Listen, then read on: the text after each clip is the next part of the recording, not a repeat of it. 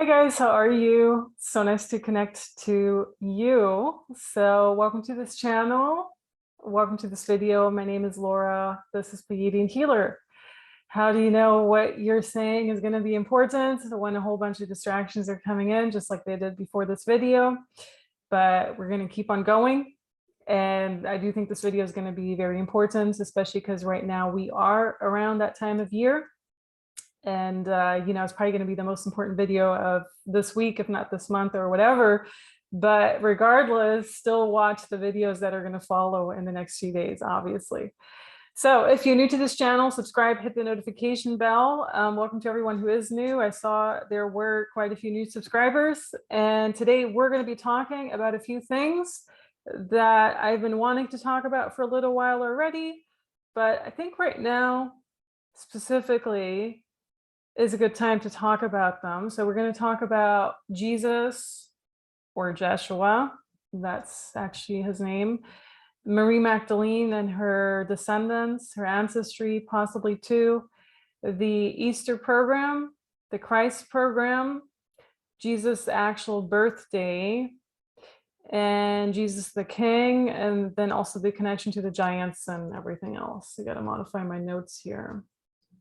Put David in there too, because David's quite important. So, I've been wanting a copy of the Bible for the past few years already. Unfortunately, I still don't have one. I would actually like the New Testament and the Old Testament. So whenever I have my hands on one of those, and no, I don't want an online copy of it. I want like a proper Bible. I will probably be able to dig more into these things. Some people out there are saying the Old Testament was written after the New Testament, which would make sense in a form or another. I just think the entire stories in the Bible are so inverted and confused and all messed up that it could very well be, but it could also be that parts of the Old Testament kind of occurred during that time, before Joshua and everything, and that parts of it occurred after. So it would be good to finally, have a copy of all of that. And I don't know whenever that day is going to occur, but if someone out there wants to actually send me a copy, just let me know. And if not, that's fine. Just direct me like in the direction of a good version of it, because the Bible's written by so many different people at this point. I do think I would like an English speaking copy, so not necessarily a German one. I grew up with a German one, but I do think originally it was written down more in English. Probably Latin first, but I don't need a Latin copy. My Latin's not really that great anymore. So yeah, now what's going on right now? So right now, while I'm recording this, it is exactly March 22nd in the year of 2022. Isn't that a great date? 3/2020, 2020. I mean, wouldn't it be better if it was February 22nd? Because like 2/22/22. But we are a good month before Easter this year, because this year it's on April 17th. When I saw that date in the very beginning of the year, because you look at your calendar, you're like, when are all the major holidays this year? I thought it was a bit strange, because usually Easter is more around the end of March, like March 30th or the beginning of April. So Easter's at a different time every single year, as we know. But the April 17th date doesn't really resonate with me. That doesn't mean we're going to change anything about that, obviously, but I find it quite late. And so I started wondering, is there an actual date of Easter, or what exactly is going on? So I got a date on the actual crucifixion, when Joshua was crucified. And I do believe that happened, by the way. I don't think it was a made up story. Now, the entire circumstances, whether or not he really died and then rose from the dead for those 3 days, all of that, I do think a lot of that is symbolic. But it could have very well been that he went through the demeanor of all of that and then kind of just started his life somewhere entirely different after that. People are saying they escaped, like him and his tribe, or him and Marie Magdalene even kind of escaped to other countries and then kind of migrated over through Germany, France to England, Ireland, kind of created Avalon and everything. Some people say they were in India and Egypt, all of those things. So the trail gets a bit lost, but I do think it's very, very likely, because they did turn hundreds of years old. I don't think they just turned 50 or 60 years old. I do think they could have very well turned 800 or 900 years old, like I already said in a different video. And I don't think they were like just recycling through other bodies. I think they were pretty much in the same physical body, the same consciousness somehow. And so they could have had a lot of different lives in all these other countries and continents even. There are people out there, you know, like false light white people who also worship like the 5D ascension trap and the new age and everything, who are saying, oh, he had like 5 different avatars and all of that. And that's why people think, oh, one of his avatar went to India, one of his avatar went to Egypt, one of his avatar actually died on the cross. That doesn't resonate with me at all. I don't think he had avatars in that sense, like clone bodies, whatever, call them that. I think there's a bit more to the story. Now, the Bible is talking about him possibly having a twin. I think that's Thomas, you know, one of the disciples that were around him. It's possible if they looked exactly the same or not. You know, I think that's material for another video. I kind of just want to focus right now on his birthday, his crucifixion, and also a little bit on Mary Magdalene. So what's happening right now? You know, right now we're in March. We are in this huge Easter portal. Okay, so I had a video out there back around Christmas, Christ Mass, which was all about the Christmas portal. And when so many people are involved in these massive over-commercialized holidays like Christmas, like Easter, 4th of July is another one, Labor Day possibly, but like especially Easter and Christmas, because they've been pretty much worshipped and celebrated for hundreds of years, right? Like even in Great Britain, you have evidence from the medieval ages, from thousands of years ago. Oh, now we're going to celebrate Christmas, all of that. What occurs when so many cultures and so many generations and so many people just celebrate something over and over again for hundreds and thousands of years? They're opening up portals, because all of these traditions, you know, like the traditions just kind of become intermeshed, right? Especially with Easter, you see that, but also with Christmas partially too. You know, people just add their stuff. You know, you have Orthodox Easter, Orthodox Christmas and everything. So all of a sudden you have the Easter bunny, you have the egg, which makes no sense, right? Like a bunny doesn't lay an egg. You have all these other, you know, call them pagan traditions, whatever, like intermeshed with the crucifixion of Jesus, and it all of a sudden just falls on the same day, right? So when so many people celebrate something over thousands and hundreds of years, whatever, they're energetically opening up a portal. The portal that's opened up during Christmas is very focused on childhood wounds. And I noticed that firsthand, that, well, not this year, but last year, like a few months ago, because I was around a whole lot of people who were under the influence of substances and alcohol, and just not, you know, there's just a whole bunch of entities floating around in the room too, where I just noticed how, you know, when you're actually clear and sober and you see what's going on energetically, you see what's going on, you're like, okay, a lot of childhood wounds are coming up, in addition to entities trying to feast off of those, trying to cause a lot of fights and everything. You know, it's not for no reason that families like explode during Christmas. We were going through articles where this one son was like, I don't know, like kind of like killing off his parents or his dad in Long Island, you know, like it's all in that video, but basically this very intense energy during Christmas. The main reason for that during Christmas is because it opens up a portal of childhood wounds, and people being forced to face that and work through it or not. And most people don't work through it, by the way, because for most people, whatever is uncomfortable has to be shoved aside, has to be put in the corner. And that's how most people live their life, by the way. But for people who are willing to face it and to work through it, you might have had a great Christmas, you know, or if you have a great relationship to your family, everything, all of that is great for you. Most people don't. I can assure you, most people actually don't have a great Christmas. There's so much stuff that comes up, you know, you're kind of inviting like the relatives that you hate, or like if you're married to someone, their relative, you know, there's always something that's really bothering people around the Christmas time. And so that really comes up also around Easter though. So Christmas opens up that humongous portal where, you know, people go to church, like midnight mass and everything, like I had done back then too, just to kind of experience it. And because of all the worshiping, and all the energy that's really connected to the church as well, the Satanic church. A lot of entities come through, a lot of serpent type of entities as well. You know, I saw a priest that who even had a serpent like basically on his robe, you know, because I went to a Catholic church, and I'm like, that is so blatant in your face, how they're just rubbing it underneath your nose and everything. So, I mean, they're giving you the script, they're giving you exactly what they're doing. It's up to you to see it that way, you know, and most people just are really not awake enough to see it that way, honestly. So if you are going to church during Christmas and Easter, the psychic attacks in those institutions are going to be not horrendous, but they're going to be much stronger than during a regular mass. If you are someone who goes to church, I mean, I don't think a whole lot of people on this channel do that, but I just want to point that out. If you have to go to church, if your relatives are forcing you, be aware of that. The psychic attacks during Christmas and Easter are going to be way more than during these other times, because people are opening up these portals with their prayer, with their worship, in addition to all those priests and whatever doing their thing too.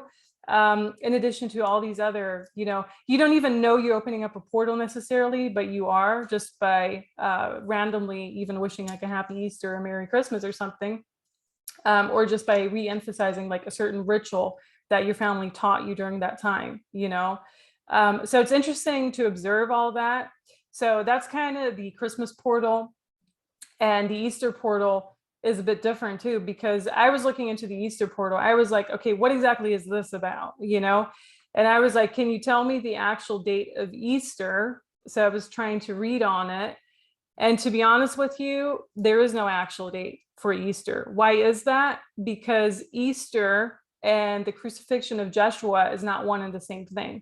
They're mushing it together and kind of smashing it together and saying, oh, here, happy Easter. This is like, in America, it's one holiday. In Germany, it's actually two holidays, Easter Sunday and Easter Monday. Plus you have the Friday before that, you know, in a very traditional sense. And obviously you have like the 6 weeks of Lent before that.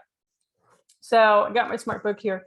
What I got on it, because there's so much. And, you know, the reason why I do want to point this out, and I think this is also important why I have to make this video around this time. The reason why you see more and more videos about, ooh, Jeshua, Marie Magdalene, or the Christ has risen during these times of years is basically because, so most of the videos you will see around Easter for Jesus, by the way, because that's the crucifixion story, or the program.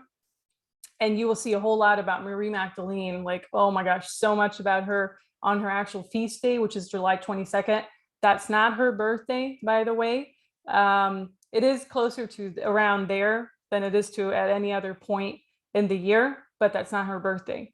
And then you will also maybe see something on Joshua Jesus around August, September. There's a reason for that too.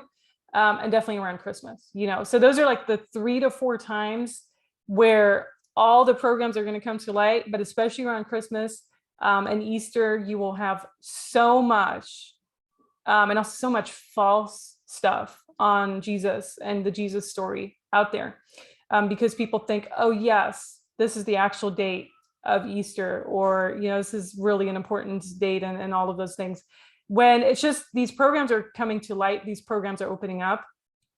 So what, you know, I thought was just so interesting, just taking the portal idea further. So I kind of read on when's the actual Easter date, you know. What I got was, okay, there's this portal, which is actually pagan, and the crucifixion. So Jeshua's actual crucifixion was, what I got was April 3rd. Okay, I can say that date. I think scientists kind of vary between April 5th, 7th. Maybe they put April 3rd out there. Maybe they put the end of March out there. I got April 3rd. So I think I can put that information confidently out there. That seems to be the date of the crucifixion. It could have lasted the 3 days, you know, so it could have been 1st to the 3rd or 3rd to the 6th, or sometime around there. But definitely the beginning of April, which is why the end of March, the beginning of April feels more organically like Easter than any other time. But there's this 2-week-long pagan portal opening up due to pagan rituals during Lent. So 2 weeks before Easter, whenever that is, you know, so Easter this year is closer to April 17th, by the way. We have like all the pagan rituals coming to light. And it all kind of just got mixed up and meshed up. So sometimes you will see these reports on, oh no, March 20th or March 21st, March 22nd, all of that is an important date, because there are so many old scriptures or just false scriptures that have kind of been mixed into the masses being released, that are, trying to like convince people that this is really what happened. And Marie Magdalene's birthday is like March 21st or 22nd. She's in Aries and those kind of things. That is not correct. It could have been that some pagans kind of took that info, kind of, just like they kind of like distorted every single info out there, like with St. Patrick and St. Bridget and everything too, and just kind of made their own rituals according to that.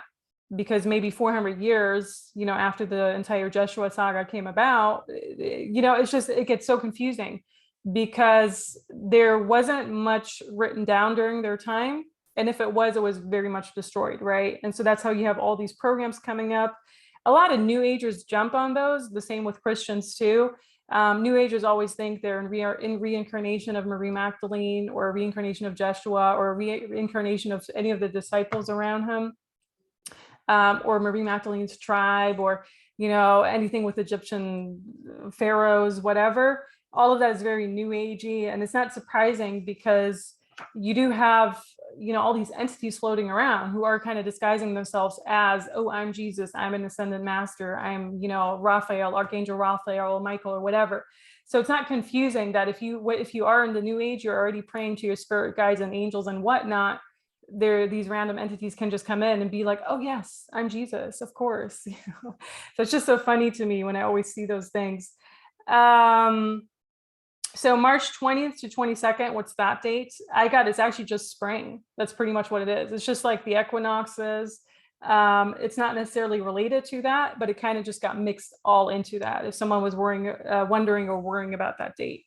So his crucifixion, beginning of April. But due to the pagan rituals that kind of all got intermeshed. Now, what exactly is pagan, or what exactly does it mean to be pagan?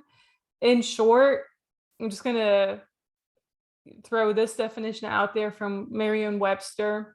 Pagan is derived from the late Latin paganus, which was used at the end of the Roman Empire to name those who practice a religion other than Christianity, Judaism, or Islam. So the late Roman Empire was, after Jesus Christ, by the way.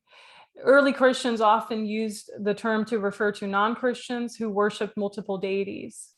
So this has to do with gods, several different gods, which that's predominant in a lot of different cultures, ancient Greek, ancient Roman culture and everything. So, so everything, you just have to imagine this.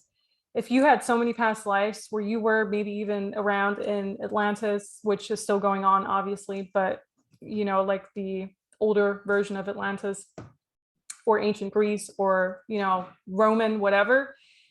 And you kind of grew up with the gods and everything. And then you kind of just carry that blueprint over from lifetime to lifetime. It just all gets mixed up, and then this pagan thing comes about, which is not good or bad, by the way. I don't really have much of an opinion on it yet, because I don't really feel super connected to it, to be honest with you, but it is an important part of a lot of our traditions, like the Ostara, the Easter, the Ostara, the Ostara, and the March, and like the March equinox and whatever. So there's a lot that goes into that, and I think a lot of it has to do with just very much more in touch with nature than any other thing is, or whatever. But the pagan stuff just all kind of got mixed and thrown into the actual Jesus story, the Jeshua story. And so now we're dealing with this entire mix of everything, and people don't know what's in and out anymore, right? And so that's when people go to church because they're Christian, and they're like, oh yes, this is really the story that happened, but not really, So everything's confusing, and that's how they confuse us, and that's how they have kept us confused over a lot of different lifetimes and incarnations that we had. And that's why you have these people who are very religious and giving their power away, and you have these people who are very New Agey and giving their power away to other entities. So it doesn't matter if you're a religious person or a New Age person. you're giving your power away to something that's outside of you, right? If you go to church, if you pray to God, if you pray to your spirit guides, or if you involve them somehow in your life, you're not coming from a sovereign standpoint, or angels, like archangels, whatever. And that's the entire point I keep wanting to reemphasize. You know, for me, it doesn't matter if you're a Christian or a New Ager, you're under the spell of something. You are not taking responsibility for your life, because every single thing that's happening is in one form or another kind of created by you, or meant to teach you something, by the way. Okay, so it all kind of just got mixed up. All right, so now we have Jeshua's crucifixion. We're going to move on, and I don't know how long this video is going to be. I'm going to try to keep it a bit shorter, because we might have just another video on just Jeshua in general. So we're going to move on to Jeshua's actual birthday. And I don't want to say the actual date in this video. I'm not sure I will ever really make that public, because it's actually pretty sensitive information. Let's just put it this way. I got an actual date, and it made a whole lot of sense, but it's nothing that I've ever heard before. Let's put it that way. So there are a lot of there's a lot of scientific evidence out there that he was born in the late summer. And I can confirm what I've gotten really corresponds with that. And the sign that he was born in was Virgo. So late summer is around August, September. Now I do know where he was born, you know, like in what was it, Israel, you know, whatever, like I guess what's still Israel right now. You know, late summer has different types of, but just like the way they determined that was because certain types of trees were in bloom. Was it like the date tree or something? I don't really know how they determined that. So I got the same, that it was in Virgo season, so late summer. And what's interesting is there's, for example, this one woman out there, she claims he was born on March 3rd. Was it the year 3? I think it was like 333, which is, I mean, she's obviously a New Ager. She has a lot of information on Marie Magdalene. I give her a lot of credit for that, because she's channeling all these entities. Some are giving her the right information, but then they're mixing a whole lot of false information in there. The March 3rd date is one of those false informations that she's claiming he was born then. And she even like wrote books and everything on it. There's this another woman, I forgot her name. She's a bit older. She's very focused on Jeshua's journey with the Essenes, you know, Jesus and the Essenes, and John the Baptist is part of that. You know my opinion on John the Baptist at this point. He's a plagiarizer. He's a dark magician. He works with hermetics. I would even be surprised if he's like a voodoo artist or something like that. He has very strange dark magic energy around him. I do not like him. It could have been that Jeshua liked him, you know, during that time, whatever. It doesn't matter. You know, the way I see it is people go through certain cycles in their life, and Jeshua and the Essenes was one of those cycles. Was it the main cycle of his life? No, I don't think so. I think it was a phase in his life where he was able to develop something spiritual in a spiritual sense, and then he moves on and just becomes whatever he became. And, you know, then the crucifixion and everything happened. And that's supposedly when the story ends, but I don't think it ended there at all. I think that's more when a different story came and evolved from that. So this one woman, and I can't remember her name. I don't know if it was Linda Spitnick or something. You know, I can't remember. It doesn't matter really for me. But she's very much focused on his journey with the Essenes. And I just want to put that out there too. That was a phase in his life that might have been very significant for Jeshua, but it's not his entire life, you know. And if you want to like also come into other phases of his life, you know, like supposedly him being a carpenter and everything, then we kind of have to regard all of those phases and not just the Essenes one. For me, the Essenes one, you know, due to the fact that I don't like John the Baptist, like I see him as a very dark energy or dark influence. And whether or not he's aware of that himself, you know, whether or not John the Baptist is aware or he's just kind of played by these entities is irrelevant. It still doesn't change anything about his energy. So that's just to the side. So there's a whole bunch of stuff out there. You got to take everything with a grain of salt. Obviously, also, you know, what I'm saying here is just there's a whole bunch of stuff. You can read on it as you want, but there are so many psychic blocks on it. And even just getting that single birth date out of it, you know, like that took a massive amount of effort and time. So that's why I actually also don't want to say it in public video like this right now, because I don't think it's really relevant for a lot of people, unless you're an astrologer or whatever. So this woman, this other woman, not the Linda woman, but a different woman who channels everything about Marie Magdalene and who probably even thinks she's Marie Magdalene or whatever. She says March 3rd is when he was born, which makes him a Pisces. And a lot of people are kind of focused on that story of Jesus being a Pisces and all of that. And, Pisces being the last sign of the zodiacs. It sounds cute. And I do think he definitely reincarnated as a water sign in his incarnations before and after. But it makes him a Virgo. Being born in late summer actually makes him a Virgo. And what I thought was interesting, though, is how you have that 6 month whatever, kind of like, okay, everything kind of comes in cycles of 3, 4, 5, 6. So the 6 months before that, that's Pisces. So there is a connection to Pisces, of course, because Pisces and Virgo are opposite of each other, right? So if you are an astrologer, you can probably explain that a bit more in a different way. You have Taurus, Scorpio, Gemini, Sagittarius, Cancer, Capricorn, Leo, Aquarius, and then Virgo, Pisces. So it is important in that way. The Pisces sign, I do think, is a humongously important sign. And I have the feeling that his soul could have entered the body, the unborn body, around March 3rd, which is why that woman maybe got the date of March 3rd. So how there's a body, there's a soul in, a pregnant woman's body, but not from the beginning. The soul is there yet. Other people got this too, by the way. How like the first few months it's in and out, and that's also like when the most miscarriages happen, by the way, the first 3 months and everything. It's because the soul hasn't fully decided yet whether or not it wants to reincarnate at that exact time, or maybe just reincarnate at a different time, and that's just how all of that happens.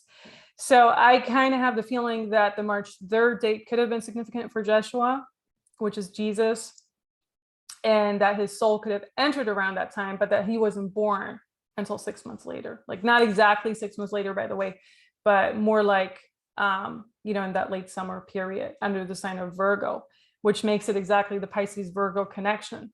Okay. That is interesting that, people are getting all these different dates. And I do think if you all kind of put them together, they all have a meaning too. But what I got was that he was born in late summer. So much to his date of birth. All right, now what can we talk about next? So you have the Easter program that we discussed. We have the Christ program. For me, the Christ program is literally, it always appears around this time, around Easter and everything. Now you do have another thing that pops up that I want to mention briefly in this video because I want to debunk it. And let me just pull up this post. So I actually saved it. I think I found it on Instagram or something. It was on the Mudflutters site, which, they have a lot of good stuff and everything, like Tartarian Mudflutters site. Okay, so this person put up the book, Jesus was Caesar, on the Julian origin of Christianity, an investigative report. And then he put up Cesare Borgia as the image you see as Jesus Christ. No, I don't believe that at all. Jeshua did exist. I don't think he was Cesare Borgia. See, this is how I think a whole bunch of different things are just getting mixed up and intermeshed and confusing the heck out of all of us, including people who are not religious, like myself, and including people who are religious, and including people who are under the New Age spell and channeling a whole bunch of entities that are telling them they are Jesus, they better listen to them. So this person was saying, they're quoting the wisdom of Solomon, for a father afflicted with untimely mourning, when he hath made an image of his child soon taken away, now honored him as a god, which was then a dead man, and delivered to those that were under him ceremonies and sacrifices. I think that's something else that's being worshipped, and that they kind of just mixed up into the entire Jesus saga. So they're saying that Rodrigo Borgia was the father, and his son Cesare Borgia was possibly Jesus Christ, all of that, because he looks similar to certain paintings that they have of Jesus Christ. I have some people following this channel who also think Jeshua never existed. No, I actually do think he existed. I don't think I think that's a whole different story that played out somewhere else. We can look up which country that played out in. If that was Italy or Spain or something, and just kind of see, but yeah, so this is supposed to be Spain. Yeah, no, there's a connection to Spain, but that's more like in other incarnations, so this is how everything just gets confusing. Like, so many people are throwing so many different things out there, like the March 3rd date, the March 20th date. Marie Magdalene was supposed to be born March 22nd, all of that. No, it's not. If you actually like read on it, or you're able to read on it, that is not correct, in my opinion. What I got on it, no, it's not correct. So that's what I have to say to that. Like I already mentioned in a different video where I had like the previous incarnations of Jesus and everything, there is a huge connection between Jesus, Jeshua, and King David. And in that saga, they're already talking about Goliath as well, like the giants. Now going a little bit into Marie Magdalene, because I don't think we're gonna go much longer with this video. There's just so much to talk about. Both Jesus and Marie Magdalene have a huge connection to the giants. And giants, there are like some incarnations that Jesus had, like when he was an actual king. In some incarnations, he was gigantic. He was quite large for people at that time, especially in the medieval ages. So here's another thing that I found really interesting, because I was actually talking to a Freemason of a 33rd degree. And this actually happened around the Christmas portal, believe it or not. And how did I come across this guy? Well, he happened to be friends with someone who I met at this random party. It was so interesting because he was like, I don't even know what his deal was, but he was like blatantly just talking about all the meetings they go to and everything. I'm like, why are you bragging about that? You're doing a whole bunch of rituals and everything. Like I was just astonished that he would be openly talking about it. I'm just not sure if he knew about the PEDO side or the sacrifices that the Freemasons do, or if his degree status wasn't that high or whatever. But he was legit just saying, that they had meetings, like this is in New York City and everything. They had regular meetings, and you have to do these certain rituals to become a Freemason. And so he was a 33 degree Freemason, whatever that means. Actually, I don't really know what that means. So there are certain degrees to it. This guy tries to put something on my crown, by the way, and this is legit around Christmas. And he probably thought I wouldn't notice, but like he was basically just I think he was trying to challenge me because I was saying a whole bunch of things that a woke person says. He's like, how would you know? And then he takes his hand, goes over my crown. He's like, oh, I think you do know. And while he was doing that, I'm not sure if he consciously did that or not, but it doesn't matter. He kind of put like a little drill thing in my energy field. And so the next day I had to go in there and kind of remove that thing. It's kind of like, I think, something to either dim my energy down or to spy on me too. And then right after that, I had all the flies and everything enter, flies where I was talking about they're spying on us and everything. So it could have been connected to him. It could have been connected to the Catholic Church experience that I had around the same time. But regardless, he was trying to put something in my energy field that didn't belong there. And I didn't really appreciate that. Let's put it that way. But luckily, and this is also, I think, like just a good test if you are in that situation. Luckily I am able to actually energetically see what's going on and remove that. But just imagine them doing that with a whole bunch of random people. They can just, if you put something here in your crown, that it can mess up a whole lot of things, like can really mess up your psychic insight, your intuition, and everything. So there's a lot of effery that goes on with the Freemasonry. That's kind of what I found from that experience. He was talking about more Marie Magdalene's lineage, and that it kind of extends from Germany over France, and also the connection to the giants, which makes a lot of sense because a lot of these New Agers who hold like their women's circles and Marie Magdalene circles and the womb enhancing circles, whatever, a lot of them always regurgitate details from France. They've all gone to the south of France done their rituals there, gone to this like church in France where she supposedly spent the last 30 years of her life, where she was like carried into the air by angels every single day, all of that. So I'm not saying that that happened or didn't happen. I think it's possibly a small part of her life and story.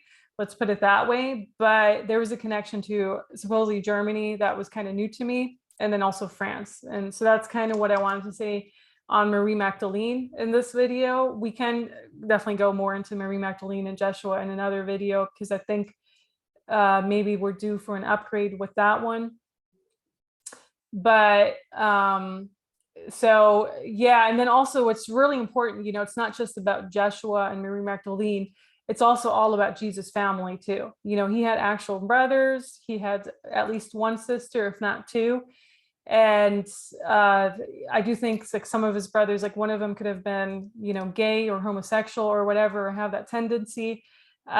Supposedly after his crucifixion or staged crucifixion or whatever that was, his one brother went out there, was it Thomas or whatever, and kind of founded a whole nother different type of church. I do think him and Marie Magdalene, like that one brother who did it, I'm not sure if it was Thomas or a different one, they didn't really get along at all. And I do think that would play out in different lifetimes as well, just in different roles. One of Jesus' sister would have been a bit more on the loose end. I don't want to say she was a prostitute. I don't think she was a prostitute in that lifetime, but it could have been that she was a bit more, you know, I don't want to say she was a prostitute in lifetimes after that, but she was kind of like not as like kind of having the loose morals after that in other lifetimes. Let's put it that way. So it's really, you know, and then you have to consider Virgin Mary and Joseph, which were Jesus' parents. The Jeshua's family was very important in all of this, you know, him as an actual person who I do think they were spiritual to a certain degree, or just very awake to a certain degree, and also very targeted, by the way, because of that. I mean, just the fact that, you know, like Caesar or like the Roman emperors were kind of after him, the kings or whatever were after him before he was born, already says a whole lot. And I do think that story is very much true. I think a lot of the story is true, but we're missing parts of it too, you know. And so just the fact that they were after him before he was born, trying to kill an unborn child and everything, and then also the crucifixion, I do think parts of that are very true. There is a connection to the Horus legend, like Isis and Osiris and Horus, and that happening thousands of years earlier, and kind of just the story just recycling itself over and over again. But I do think that Jeshua, Mary Magdalene, Virgin Mary, Joseph, Jeshua's family, including his brothers and sisters, very much existed. And so we might have to make a different video on that, perhaps, but this is what I have to say on it. You know, like the date of the crucifixion, Joshua's actual birthday, his zodiac sign, the connection to the sign of Pisces, and then also Jesus the King. I mean, the reason he thought he was a king was basically because he was a king in lifetimes before that and lifetimes after that, you know, and possibly even a king later on in that same lifetime when he kind of escaped to somewhere else. But yeah, I mean, the imprint of who we were in previous lifetimes definitely carries over into that lifetime that we're acting out, you know. Like that's why some people always have like that beggar imprint, you know, people, or like that's why some people just don't like you from the start, because you were maybe not nice to them in a previous lifetime and those kind of things. And some people are just let's just say always suffering from the same stuff, you know, they're always like poor, or they always have to beg for something, and that's because they reincarnated as beggars in a previous lifetime and they're carrying that imprint with them. Others are very proud and, you know, kind of like never asking for help. That's kind of like the king imprint that's coming over, or just the royal imprint, let's put it that way. There's a lot that goes into it, let's put it that way. But yeah, I hope this video made sense. I hope it wasn't too much over the place, and let me know what you think. I don't really want to hear anyone saying, I don't think Jesus existed, because to be honest with you, unless you've actually read on it, you can't say. I understand where you're coming from, of course. I understand that Jesus is just the name that was given later on in the medieval ages, that his actual name was Jeshua. And yes, the letter J didn't come about until the year, what, 1500 or whatever. But yeah, unless it's anything related to that, you know. So thank you so much for your comments and everything you do. And once again, this is not a religious video, a religious standpoint at all. Talk to you very soon. Bye, guys.